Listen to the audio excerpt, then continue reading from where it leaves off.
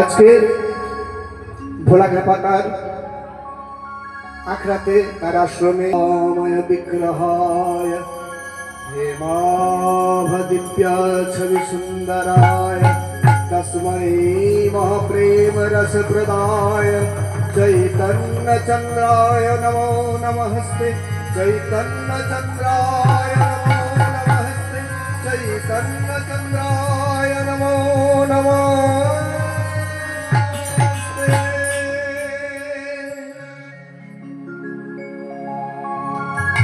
त्रिनादपि सुनीचेन तररीव सहिष्णुना अमानेन मानदेन कीर्तनेय सदा हरि कीर्तनेय सदा हरि कीर्तनेन सदा हरि हरि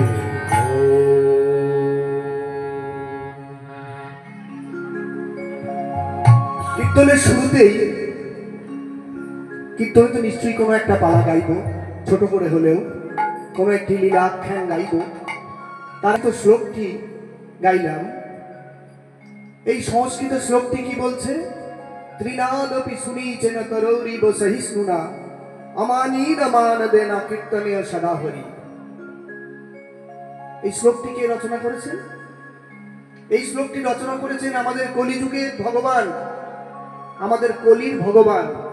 এই সত্য, ত্রেতা, দাপর, কলি, এই চার যুগের মধ্যে আমরা সত্য যুগে পেয়েছি শ্রীহরি সত্যনারায়ণ, ত্রেতাতে পেয়েছি শ্রী রামচন্দ্র, দাপরে পেয়েছি আমরা শ্রীকৃষ্ণ গোবিন্দ, আর কলিতে কাকে পেলাম? কলিতে পেলাম শ্রীকৃষ্ণ চৈতন্য। তাহলে চার যুগের চারটি ঠাকুরকে আমরা পেয়েছি। কিন্তু আমাদের করণীয়টা দেখুন একবার তাকিয়ে। আমরা শ্রীহরির পুজোও করছি, ত্রেতাতে রামচন্দ্র এসেছিলেন, রামচন্দ্রের পূজাও করছি, দাপরে শ্রীকৃষ্ণ গোবিন্দ এসেছিলেন, রাধারানীকে বামে নিয়ে তার পূজাও করছি। এই যে মন্দিরে বসে আছেন, কলিযুগের ভগবানের মন্দির কই? আমি তিন যুগকে স্মরণ করছি, এটাতে কোনো অসুবিধা নেই। আমি ভগবানের তিনটি রূপ, আমার বাবা ধুতি পরে এসছেন, সেই ছবি একটা আছে, সেটাতেও আমি প্রণাম করছি। আমার বাবা কোট প্যান্ট টাই পরেছেন, সেই ছবিটাতেও আমি প্রণাম করছি।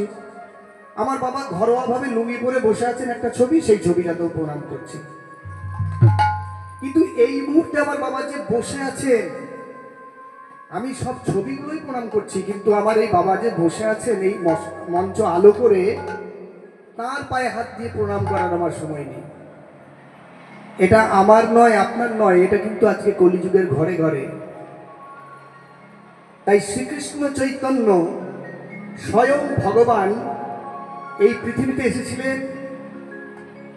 এমন এক সম্পদ নিয়ে, এমন এক ধন নিয়ে, যে ধন বা যে সম্পদটি গত তিন যুগে, সত্যযুগ, ত্রেতা যুগ, দাপর যুগে কোনো ভগবান এইভাবে হাতে করে নিয়ে আসেননি।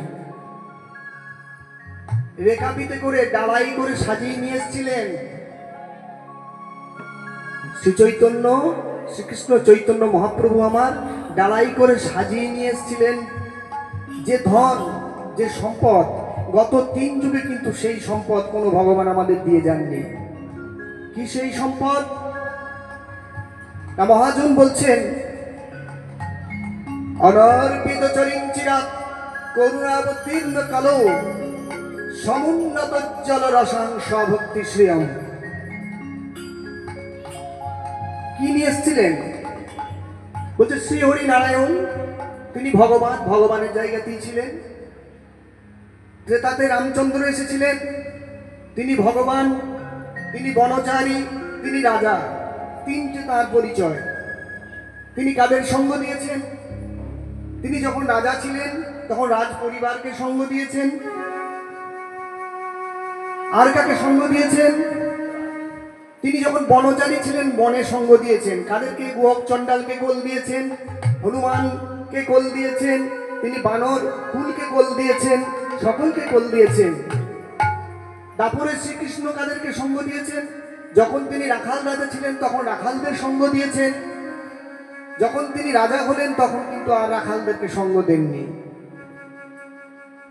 তাহলে সত্য যুগে ভগবান, ত্রেতা যুগে ভগবান, দাপর যুগে ভগবান, এই 3 যুগে ভগবান এসেছেন। এসে তার কাছাকাছি মানুষদের, তার কাছাকাছি সঙ্গীদের তিনি সময় দিয়েছেন, সুযোগ তার কাছ থেকে আসার জন্য, তার কোলে ঘেঁষার জন্য। কিন্তু কলিযুগে তিনি কি করলেন? যে দেবতা আমাদের কাছে সব থেকে অবহেলিত, যে ভগবান কলিযুগে এসেছেন অথচ আমাদের কাছে অবহেলিত, আমরা ফোন করে বলছি রাধে রাধে, নিশ্চয়ই বলবো, কিন্তু যারা এই তত্ত্বটা জানেন তাদের অন্তত পক্ষে রাধে রাধে বলার আগে গৌর গৌর নিতাই গৌর বলাটা আমার মনে হয় অনেক বেশি যুগোপযোগী এবং সময়োপযোগী। আমার মনে হয় সকলের মত এক নাও হতে পারে। আপনি বৃন্দাবনে যান, কি বলবে? কি বলবে বৃন্দাবনে গেলে? বলুন একটু, রাধে রাধে। রাধে রাধে। আপনি অযোধ্যায় যান, কি বলবে? জয় শ্রীরাম। তাহলে আমরা কেন বলবো না জয় গৌ? কি অন্যায় বললাম কিছু? আমরা কেন বলবো না জয় নিতাই, জয় গৌ, জয় গৌ? হ্যালো, হ্যালোটা তো আমাদের কথা না, তবু এটা উপায় নেই, এটা একটা সিস্টেমে দাঁড়িয়ে গেছে, করতে হবে। কিন্তু গৌর নিতাইয়ের পুজো করার মন্দির কই? আমার বাড়িতে সবার ছবি আছে, দেখুন গৌর নিতাইয়ের ছবি নেই। কিন্তু গৌর নিতাইয়ের ছবি থাকা সব থেকে সময় উপযোগী, যুগ উপযোগী হওয়া উচিত ছিল। কেন উচিত ছিল? আমি কিন্তু বাবা আসরে দাঁড়িয়ে, মা আসরে দাঁড়িয়ে জ্ঞান দিতে আসি নাই। আমার যেটা মনে হয়েছে, আমার যেটা অনুভব, আমি যেটা কিছু কিছু একটু আধটু 2-1 লাইন শাস্ত্র পড়ে জেনেছি, সেটাতেই আমি বলছি। আমার মনে হয় এই 3 যুগের ভগবান তৎসহ যে সমস্ত দেবতার পূজা আমরা করছি, তারা সবাই একযোগে খুশি হবে যদি আমরা নিতাই গৌর হরিবোল বলে 2টি বাহু তুলে দিই। কেন হবে না? অনর্পিত চরিং চিরাত, যাহা কখনো অর্পণ করা হয়নি, অনর্পিত, কখনো অর্পণ করা হয়নি, চিরদিন ব্রহ্মার সেই কাঙ্ক্ষিত ধন, মহাদেবের কাঙ্ক্ষিত ধন, ইন্দ্রের কাঙ্ক্ষিত ধন, কিশোরীর হৃদয় ভাণ্ডারের রক্ষিত ধন, সেই অনর্পিত চরিং চিরাত করুণাবতীর্ণ কালো, এই কলিকালে করুণা করে, কৃপা করে কি করেছেন? সমুন্নত উজ্জ্বল রসাংশ ভক্তি শ্রিয়ম, সেই উন্নত উজ্জ্বল রস, ব্রজের সেই মধুর রস অর্থাৎ প্রেম অকাতরে তিনি এসে বিলিয়ে গেছেন। নয়নের জলে মাটিতে গড়াগড়ি দিয়ে, হাতে ধরে, পায়ে পড়ে সকলকে বলেছেন একবার হরিনাম কর, একবার হরিনাম কর। বলে তোরা যা বলছিস বল, নিতাই চাঁদ বলছেন মেরেছিস কলসির কানা, তাই বলে কি প্রেম দেব না? একবার খালি হরিনাম বল, তোরা আমাদের মার, আমাদের গালি দে, যা করবি কর, খালি একবার হরিনাম বল। কেন জানিস? ওরে কলি হত জীব, এই কলিতে, এই ভবসাগর থেকে উদ্ধার পাওয়ার আর কোনো উপায় নেই।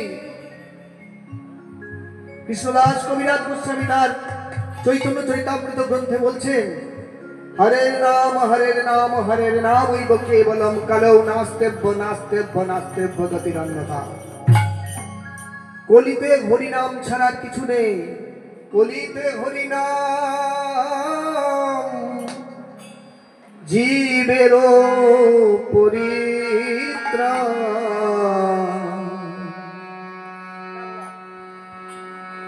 কলিতে হরিনাম জীবের পরিত্রাণ। একবার বলো রে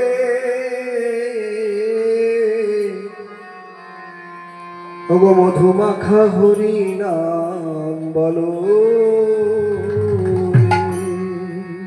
ও একবার বলো রে মধুমাখা হরিনাম।